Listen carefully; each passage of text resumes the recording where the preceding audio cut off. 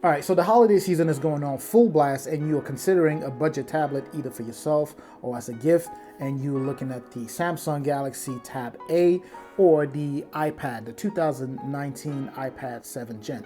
Here's my take on that.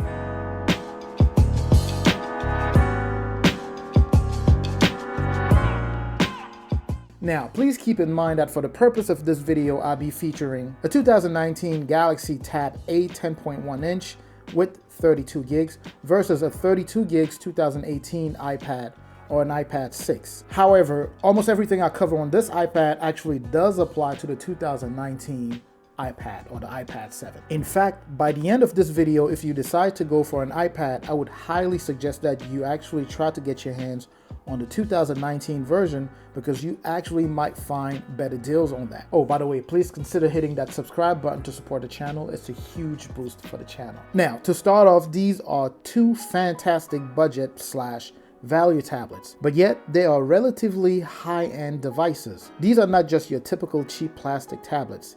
They have kind of a premium look and also kind of a premium feel to them. Also, there are plenty of deals still running out there on them, so if you are trying to pick up one of these, this is actually a good time. And since we are talking about budget tablet, let's start off with the price. As of the making of this video, Monday, December 16 of 2019, the 2019 Tab A normally starts at $230, but it's currently running at $180 on the Samsung website, Best Buy, and also at Target. The 2018 iPad goes for about $277 on Amazon, but as I mentioned, you are better off picking up the 2019 version because you're going to find it cheaper. It will run you about $250 at Best Buy or Target as opposed to the regular $330 it normally costs. Let's talk design. These two are different from each other design-wise, but they share lots of similarities. For example, each tablet still has an audio jack, and they both have pretty good rear and front-facing cameras, along with some buttons located on the side of the tablets here. The Tab A has a beautiful 10.1 inch IPS display as per the name. And with that, you get a 1920 by 1200 pixel resolution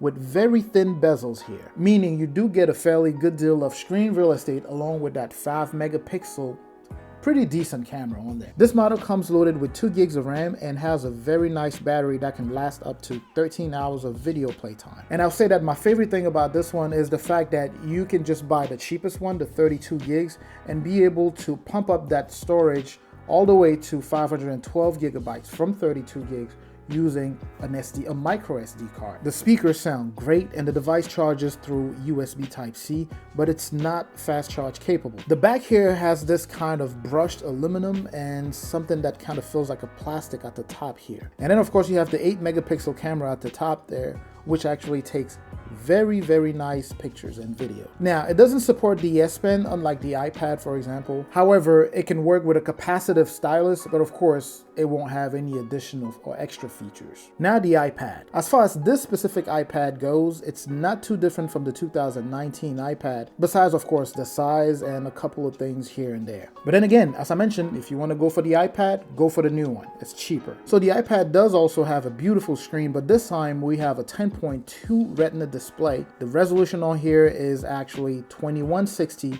by 1620 pixel, so slightly higher than the Tab A 10.1. The bezels on here are thicker than the ones found on the Galaxy Tab A, but overall you do get a wider display because of a wider tablet. You have Touch ID at the bottom there versus the Tab A, which has no buttons, and the front of this tablet has a 1.2 megapixel front-facing camera. Keep in mind that megapixels don't necessarily make the camera. The iPad, of course, does not have storage expansion, meaning if you pick up a 32 gigs iPad, you're getting a 32 gigs iPad minus however much the Apple bloatware is going to take as far as space. So you don't have an option to actually expand this to, let's say, 64 or 128 and so forth. So this would be just a 32 gigs iPad. We have Lightning port here, as you would expect.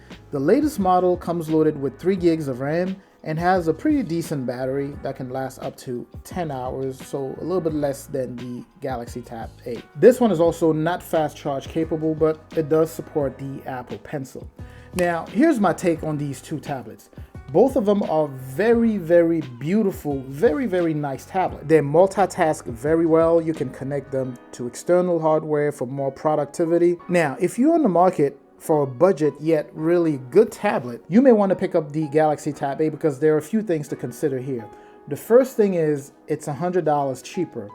And as far as movie watching goes, in my experience, you get a better experience watching movies here. And that is, of course, because of the laminated display. Also, obviously, because of the aspect ratio, the thin bezels, and louder speakers. And one major fact is that you can pick up a 32 gigs and turn that into a 512 gigs of storage. Now, if you are looking for a budget tablet, but you want to do a lot of gaming and you want to do video editing, and let's say you happen to have other Apple devices with you, then you may want to go with the iPad. The iPad has a faster chip compared to the Galaxy Tab A, and it also has other very good specs that will handle video editing and gaming pretty well. And as I mentioned, it has the Apple Pencil support, it has a brighter screen, and you get a better experience with gaming. I personally picked the Galaxy Tab A simply because I needed a very basic tablet. I wasn't planning on doing any heavy gaming, so that's just me. But anyways, I hope this helps in your making decision. Please, of course, don't forget to subscribe, like, comment down below, and of course, I'll catch you guys in the next one. Peace.